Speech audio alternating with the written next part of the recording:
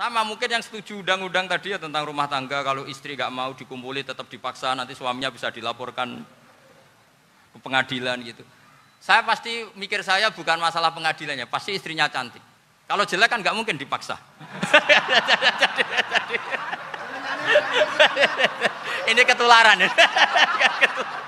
Jadi saya cara berpikir tuh, jadi tak pikir lucunya saja, bukan pikir seriusnya. Ketularan ini sudah ketularan ini. Karena keburukan itu mudah nular.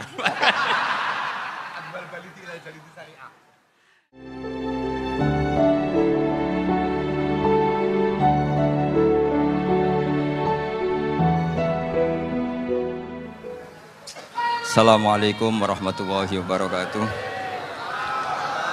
Bismillahirrahmanirrahim. Allahumma sholli wa sallim ala sayyidina Muhammadin wa ala alihi washabbihi asma'in nama ba'du.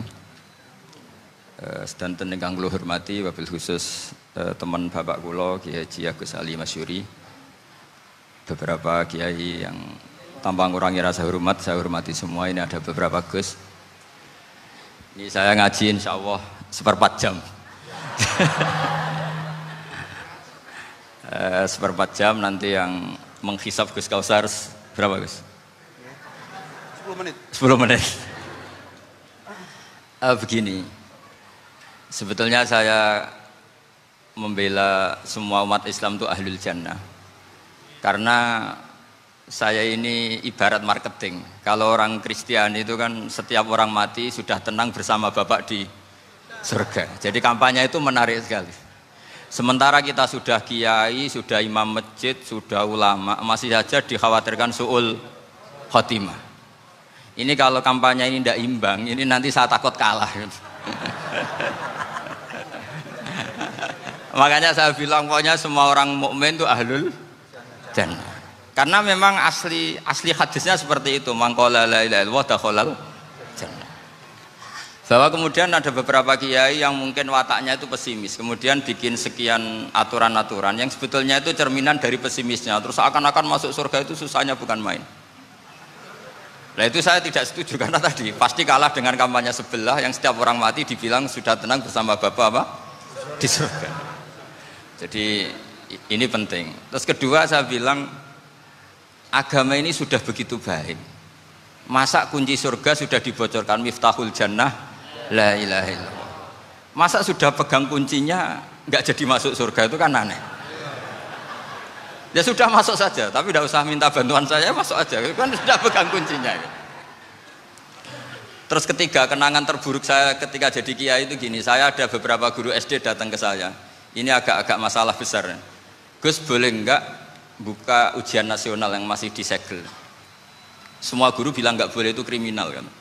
Ada satu guru yang bikin analogi agak kacau. Boleh saja.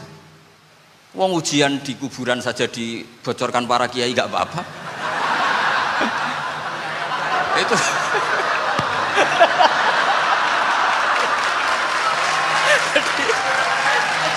Tapi ini kriminal ya. Perhatian kepada kiai, nggak boleh memukul pemateri.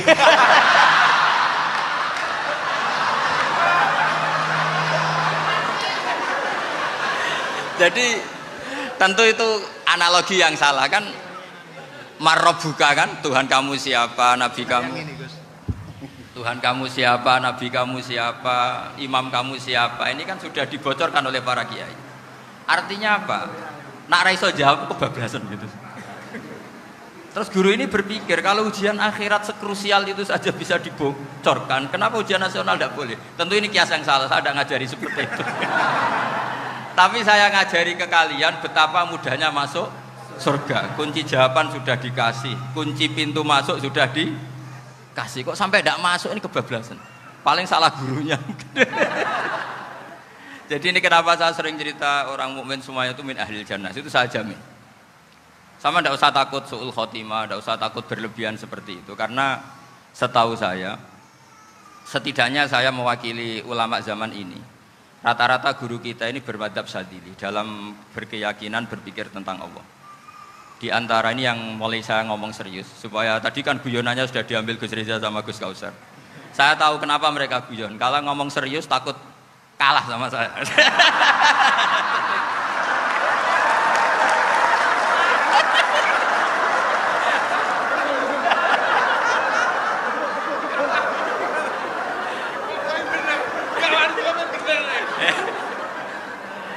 Karena saya ini sudah terkenal pemikir serius, jadi artinya itu satu kepintaran mengalihkan. Ya, oh ya, sudah itu satu kecerdasan.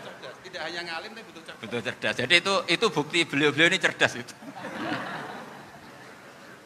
Saya berpikir begini, ini madhab Syadzili. Kita semua tentu Syadzili karena kita semua ngaji kitab Hikam.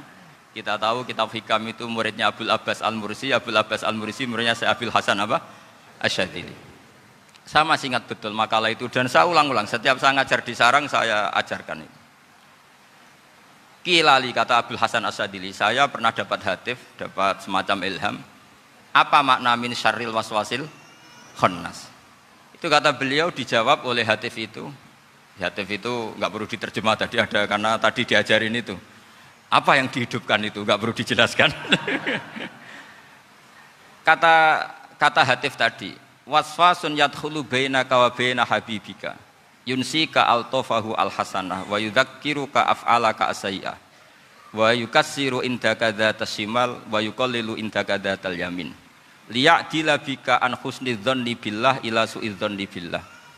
Jadi yang dikatakan waswas adalah kamu digiring untuk hanya ingat sisi-sisi kamu yang negatif, dilupakan bahwa Anda punya sisi-sisi yang positif. Misalnya seperti ini, mungkin secara fikih tadi banser-banser tegas, wah ini masalah lelaki perempuan dipisahkan gini-gini. Tapi kenapa Ghazali bilang ya sudah gini gak apa-apa. Sebetulnya ada rukhsah itu karena ini di depan umum. Yang paling pantangan Nabi itu la yakhluwanna rajulun bimra'atin. Ini ada yang menjaminnya gitu. Malah khawatir saya di sini dipisah tapi setelah berduaan nggak bisa. Jadi toleransinya karena ini di depan umum. Itu masih ada toleransinya. La yakhluwanna rajulun bimra'atin. Begitu juga ketika kita dosa, misalnya kita dosa. Orang Islam setiap dosa itu pasti ingat salahnya, terus kemudian istighfar. Dan ketika satu kebaikan dibandingkan keburukan, itu kata semua ulama, karena sayi'ah itu bernilai 1, kebaikan bernilai apa? 10. Itu masih surplus berapa? 9. Jadi itu cara berpikir Abul Hasan Asy-Syadzili. Kenapa kamu harus berpikir positif tentang Tuhan? Sekali berpikir tentang negatif, itu bahaya betul. Misalnya begini, kamu berpikir tak rewangi jadi kiai, sujud, rukuk, ternyata aku tetap mlebu neraka. Gunane apa? Itu menurut saya kan nggak punya akal. Sujud itu satu kelaziman menghamba kepada Allah. Normalnya seorang hamba itu ya sujud. Kemudian gara-gara kamu ingin masuk surga, terus logika kamu dibalik. Gunanya apa saya sujud? Ternyata saya masuk neraka. Itu pertanyaan yang benar-benar bodoh dan itu menjadikan Allah benci. Logikanya dibalik begini. Ini saya ngomong serius karena ini bentuk kemenangan saya ini bentuk kemenangan saya. Saya berkali-kali ngomong di kota pelajar di Jogja karena banyak pengujinya juga. Bukan sekedar pendamping tapi penguji. Banyak yang profesor, bukan sekedar dokter, banyak yang profesor. Jadi biar ini dok. Begini. Saya pernah ditanya sama seorang dosen, Gus, saya ini ngaji hadis banyak, tapi ada yang saya tidak paham, yaitu mangqala la ilaha illallah dakhalal jannah, ada kalimat wa in zana wa in saraka. Meskipun pernah zina, pernah maling. Ini kan seakan-akan mentoleransi perzinaan dan pemalingan. Terus saya bilang, oh makna hadis itu seperti ini. Jadi kebenaran absolut, kebenaran yang mutlak itu tidak akan terganggu oleh status perilaku seseorang. Saya berkali-kali memberi contoh. Orang yang ditangkap KPK akan bilang 1 + 1 2. KPK-nya juga bilang 2. Rivalitas dalam politik, Pak Prabowo ya bilang 2, Pak Jokowi juga bilang 2. Orang yang zaniyah, yang lonte pun akan bilang 2, muftinya juga bilang 2, ketua MUI-nya juga bilang 2. Artinya gini, kebenaran yang absolut adalah kebenaran yang siapapun akan meyakini seperti itu. Seperti 1 + 1 2. Kamu punya musuh bilang 2. Kalau ibu-ibu ini punya maru ya marunya bilang 2 tadi tambah mama. Enggak tahu saya terjemahnya apa tadi. Nah, kebenaran yang absolut itu kebenaran yang siapapun pasti mengakui. Dan uniknya begini, saya pernah ngaji acara himmah, acara pondok sarang di Demak.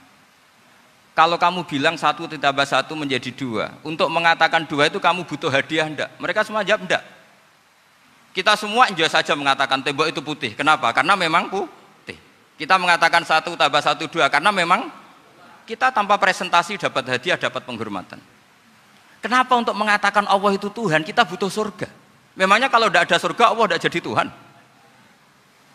Ini problem orang soleh-soleh yang terlalu pesimis. Makanya nanti orang-orang soleh itu masuk surganya berat. Tapi kalau orang alim lebih gampang kira-kira seperti itu. Iya, karena kan imannya lebih bagus. Dalam hadis qudsi, Allah ini yang dibuli orang-orang soleh.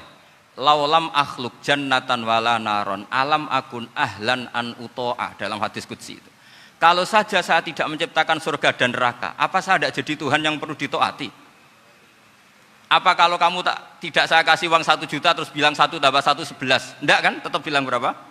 2. Kalau kebenaran absolut yang 1 tambah 1 kamu bilang 2 meskipun tanpa mendapat hadiah. Kenapa untuk bilang Allah Tuhan kamu butuh hadiah surga?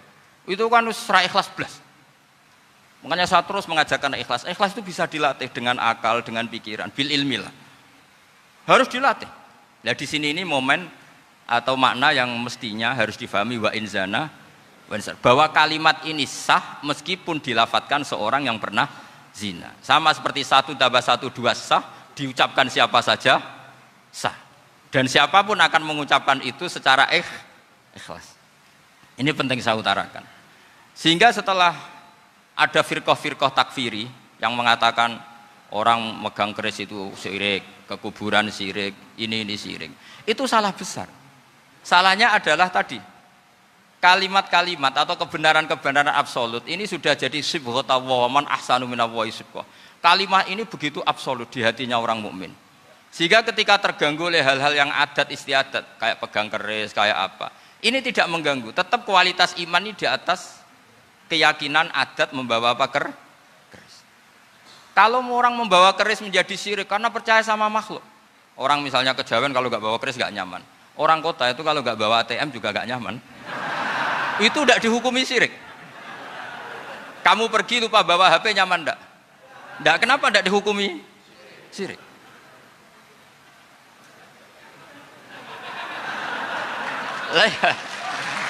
Jadi ini logika. Jadi makanya ini Gus Reza boleh ngeritik saya itu berkali-kali bilang saya termasuk ulama yang mau bikin gerakan cangkem elek. Karena nanti kalau saya nisbatkan ke Rasulullah itu tidak pantas karena Nabi ahsanan nasi khalqau wa khuluqa. Tapi saya siap jadi bempernya Rasulullah Shallallahu Alaihi Wasallam. Pernah ada diskusi di Jakarta, ini kisah nyata. Apa dalilnya setelah sholat salaman? Mana hadisnya? Itu dijawab hadisnya tentu kita kesulitan. Kalaupun ada hadisnya dhaif semua yang masalah musafahah. Akhirnya mau tidak mau dijawab pakai cangkem elek. Boleh enggak kamu setelah salam nyalain HP yang off? Boleh. Boleh enggak ke kamar mandi? Boleh. Oh berarti kencing boleh, nyalain HP boleh, yang enggak boleh itu ingat Allah. Karena mereka mengkritik wiridan, ngeritik salam. Akhirnya mikir deh. Ada enggak hadisnya orang setelah sholat nyalain HP? Enggak ada kan? Tapi mereka nyalain HP enggak hambatan, tapi untuk salaman masalah kan. Ke kamar mandi boleh, tapi untuk wiridan enggak boleh. Akhirnya mereka sadar, oh iya. Lama-lama dibisiki gini yang kelompok itu. Kamu itu korban aliran supaya kamu gak ingat Allah, ingatnya HP-nya. Sehingga orang wiridan kamu kritik, orang nyalain HP tidak kamu kritik. Itu kelompok itu adalah kelompok orang-orang yang supaya orang Islam itu lupa Tuhannya. Itu gerakan cangkem elek, tapi jadikan orang sadar. Jadi ini penting. Jadi kalau kamu tidak bisa bela agama dengan jalan yang lurus karena tidak bakat gitu. Gak apa-apa pakai cangkem elek tadi, karena gak mungkin gerakan ini dinisbatkan kepada Rasulullah Shallallahu Alaihi Wasallam. Kalau soal sanad, saya punya sekian sanad tentang itu, tapi tidak usah kamu ikuti. Ada orang tanya, ya Pak Kiai kalau setan dibakar di neraka panasan enggak? Ya panasan. Lo kan setan dari api, ngapain harus panasan? Kan materinya sama. Terus Kak Kiai tadi gak kesulitan, dia ngambil pasir, disawero di wajahnya. Wah sakit Kiai, kamu kan dari tanah, kena tanah kok. Jadi itu ada sekian, artinya gini ya, kalau kesulitan jawab pakai baik-baik ya sudah pakai cangkem elek itu aja karena. Tapi tentu kan gerakan ini tidak mungkin dinisbatkan kepada para nabi. Tapi saya pastikan meskipun nggak bisa dinisbatkan kepada para nabi dari segi cangkem elek tadi, tapi secara semangat itu sama. Saya punya sekian contoh. Bener Gus Riza tadi gojok saya sengawur-ngawurnya itu masih punya sana. Itu pas saya ngawur pun masih punya apa? Sana. Nabi Ibrahim itu ketika faja'alahum juzatan illa kabirallahum itu si berhala paling besar dikasih kapak. Ketika mereka geger, ini siapa yang berhala-berhala kecil? Kata mereka, sami'na fata yadhkuruhum yuqalu lahu Ibrahim. Ya kira-kira Ibrahim lah gitu. Terus setelah Ibrahim didatangkan, siapa yang melakukan ini semua? Ini jawaban Nabi Ibrahim, bal fa'alahu kabiruhum hadza. Ya tanya yang bawa pedal, saya kan tidak bawa kan. Terus kata orang-orang, otak kamu itu di mana? Masa berhala disuruh nanya, kan nggak bisa ngomong. Ibrahim kebalikan, uffil lakum walima ta'buduna min dunillah. Lalu otak kamu di mana? Sudah tahu tidak bisa ngomong kok disembah gitu. Itu ada kata uffin loh. Uffin itu kalau diterjemah kira-kira ya agak-agak jancuk gitu. Kira-kira seperti itu. Ya kira-kira seperti itu. Jadi Sekarang dalilnya jancuk apa Gus? Bahkan jangan biasa kalau misalnya saya kira sudah terjadi. Gimana? Jancuk itu dari daksu, dak tinggalkanlah suan perkara sing elek. Krono ilate wong Surabaya kakean rawon, akhirnya ngomongnya jancuk.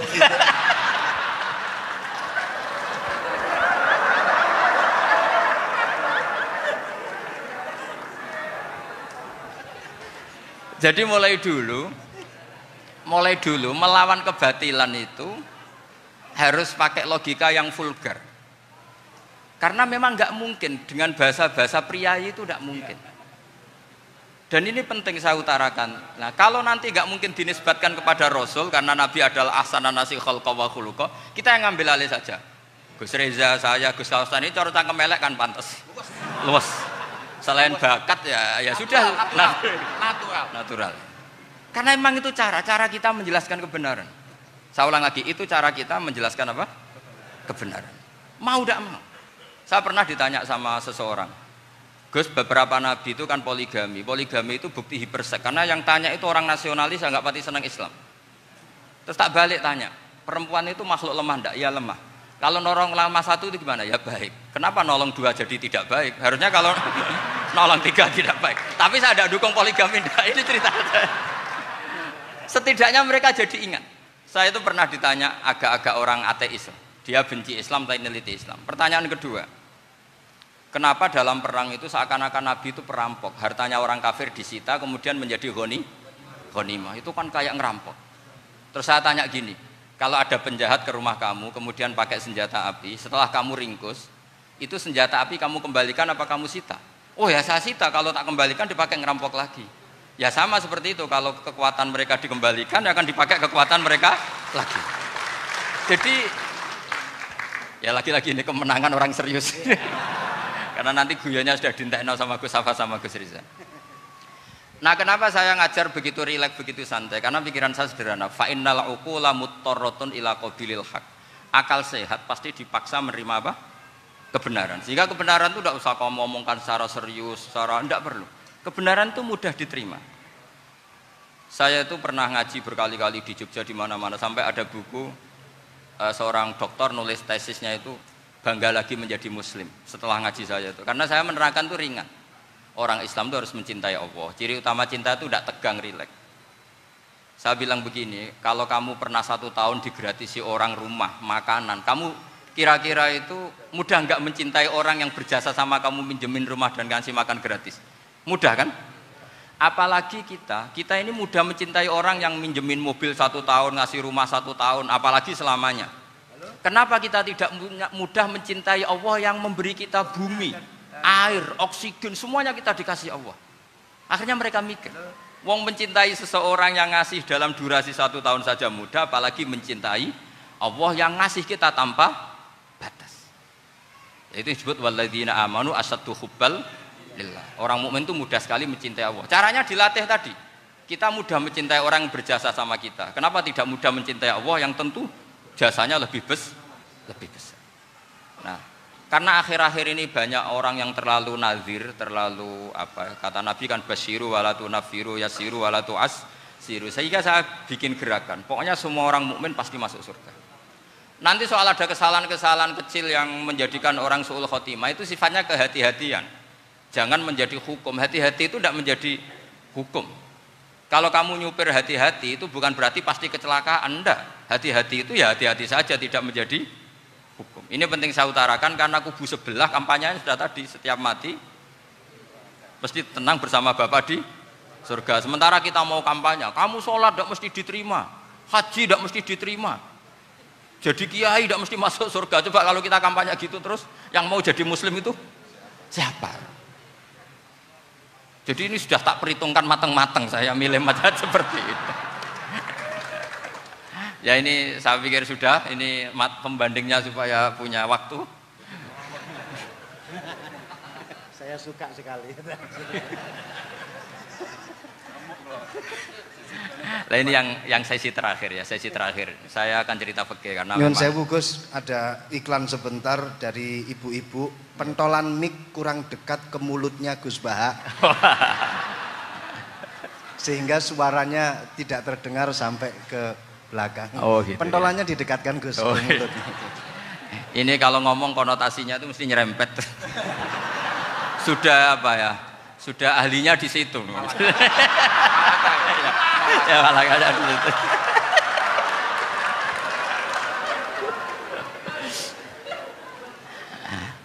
Dalam sesi terakhir saya cerita pentingnya pembanding.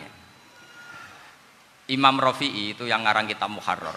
Kitab Muharrar ini adalah ringkasan dari kitab Al-Wasit. Al-Wasit itu karangannya Imam Ghazali.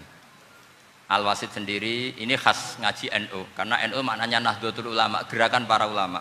Jadi kalau nggak ngerti alim-alim seperti itu ya ada NU. Sebenarnya sampai itu pasnya Nahdlatul Ummah, gerakan umat. Tapi kan sudah jadi partai politik Nahdlatul Ummah. Karena yang katakan NU itu Nahdlatul Ulama, gerakannya para ulama. Imam Rafi'i itu berpendapat sujud itu cukup pakai batuk, pakai jidat. Itu dalam kitab Muharrar. Wal asoh anna sujud yasihu mau cukup biwatil jabhah. Ketika Imam Nawawi mentasih kitab Muharrar namanya Minhajut Thalibin, itu mengkritik Imam Rafi'i. Kata beliau sujud itu untuk sah harus melibatkan 7 anggota karena berdasar hadis umirtu an asjuda ala sapati a'zumin, yaitu al jabhah wal yaden warubaten wal kodamen, yaitu jabhah 2 tangan, 2 lutut dan 2 kodamen.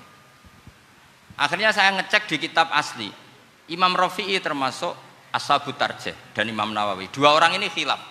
Kan nggak mungkin kita sebagai musohehnya, karena yang khilaf ini 2 ulama besar, satu Imam Rafi'i, satu Imam siapa? Nawawi. Kita tidak bisa hanya ngikuti Fathul Mu'in yang mengatakan idza khtalafan Nawawi wa Rafi'u quddiman Nawawi, tidak bisa, karena Imam Nawawi ini sering nginduk sama kitabnya Imam Rafi'i karena senior Imam Rafi'i. Setelah saya cek di kitab kitab asli Mamba ya, satu sumbernya semua mazhab apa? Syafi'i. Ternyata Imam Syafi'i nak ngedikan hanya begini. Wa uhibbu, saya suka setiap orang Islam sujud itu melibatkan 7 anggota karena itu aman, pasti sah. Tapi wayah tamilu, kata beliau, tapi mungkin saja sujud hanya watul jabah itu sah. Kenapa kata Imam Syafi'i? Liqaulihi sallallahu alaihi wasallam atau li du'aihi apa sallallahu alaihi wasallam fi sujud sajadalaka wajhi wa sam'i wa basori. Nabi ketika sujud itu hanya berdoa, ya Allah sujud kepada engkau wajhi wa sam'i wa basori. Nabi tidak menyebut wayadi wa rubati wa qadami. Sehingga saya berkali-kali bener kata Gus, saya ini pembela umat sing sujudnya 7 anggota ya taklem pantes dadi Rais Suriah. Itu yang sujudnya batuk tok ya tetap sah ngikuti mazhabnya Imam Rafi'i, meskipun itu tidak saya anjurkan. Tentu tidak saya anjurkan. Alasannya Imam Syafi'i tadi, Rasulullah pernah berdoa dengan kata-kata sajadalaka wajhi, bukan diteruskan wayadi warubati wakoda. Sehingga fal khilaf huna bakin ala khiddati kalau dalam bahasa fikih. Khilaf biar tetap sesuai aturan khilaf masing-masing. Enggak perlu kamu menggugurkan pendapat Rafi'i yang mengesahkan sujud hanya pakai jabhah.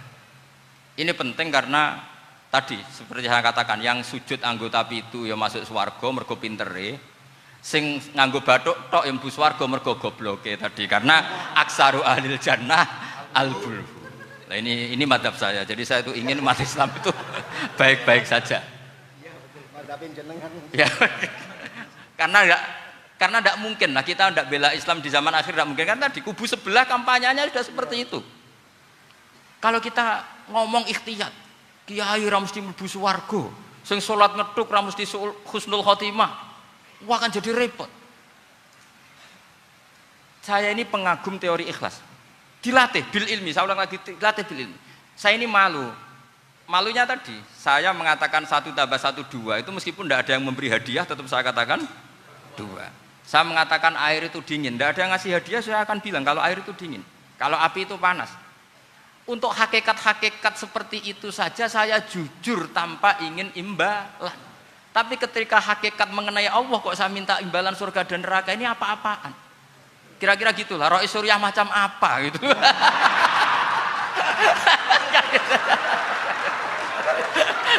Ya saya kira demikian. Assalamualaikum warahmatullahi wabarakatuh. Waalaikumsalam warahmatullahi wabarakatuh. Alhamdulillah. Baru kali ini ada seminar yang dikritik terus sama pemateri itu pendampingnya. Mestinya pembandingnya. Tapi luar biasa para milenial semuanya, Masya Allah, terlihat wajah-wajah surga di majelis ini. Walaupun toh yang hadir tidak semuanya milenial, ada post milenial juga di sini. Ada yang Gus dan juga ada yang Kiai. Kalau Gus biasanya kan masih bisa tolah-toleh, kalau Kiai harus fokus. Tapi yang paling fleksibel di PWNU Jawa Timur, yang paling enak itu adalah beliau, Kiai Haji Agus Ali Mazhuri. Enaknya pripun? Dadi kiai ya iso, dadi Gus ya iso. Itu posisinya paling enak di antara pengurus-pengurus yang lain. Tepuk tangan untuk beliau, enggak apa-apa. Langsung saya buka pertanyaan. Yang ditanya 2 orang, jangan pendampingnya. Yang ditanya 2 orang. Kalau enggak Gus Baha, Gus Kausar. Saya hitung sampai 10, nggak ada pertanyaan, kita tutup dengan doa. 1, 10. Ada yang 2 mawon, pertanyaannya 2. 1, monggo. Yang perempuan, saya ingin yang perempuan, monggo. Sudah 2, silakan.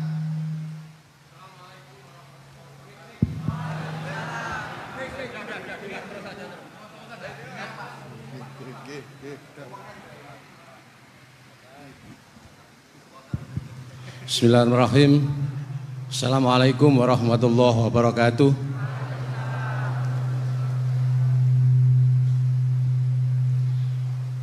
Yang saya ingin tanyakan kepada Gus Baha, saya itu sering ngaji lewat YouTube panjenengan Gus.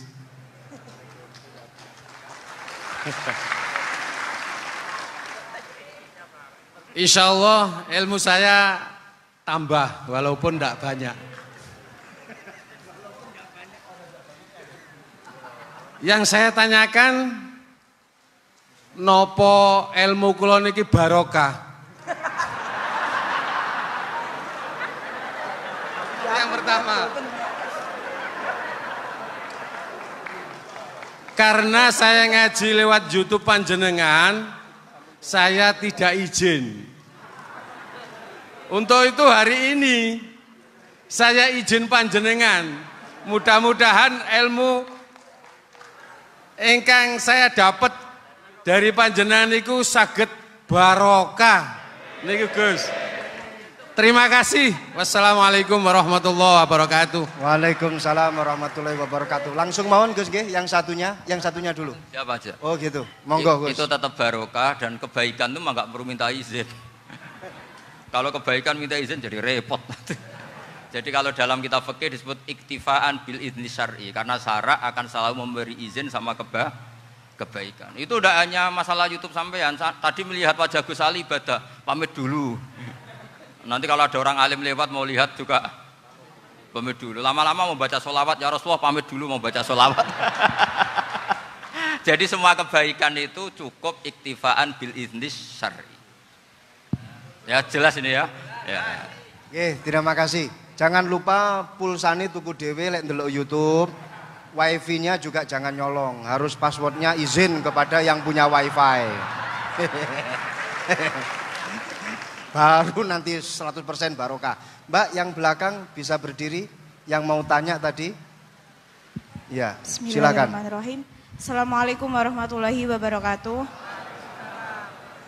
Mohon izin Yai Gus, saya di sini mau tanya, selain sebagai pelajar santri, saya juga sebagai seorang mahasiswi di salah satu universitas di Surabaya. Yang saya tanyakan sebagai pemuda milenial, kita semua tahu bagaimana keadaan demokrasi negara Indonesia saat ini. Yang saya tanyakan bentuk dari hubul waton minal iman. Hubul waton di sini, bolehkah saya sebagai seorang mahasiswi menyuarakan pendapat saya, berjuang bentuk ijtihad demi keadilan berupa demonstrasi.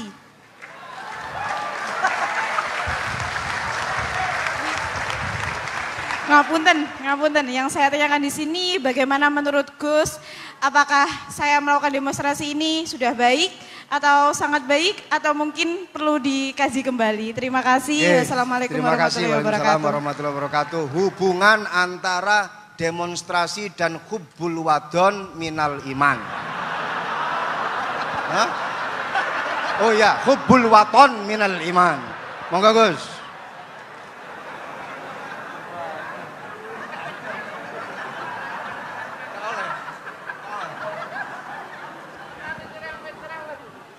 Ini benar-benar ahli.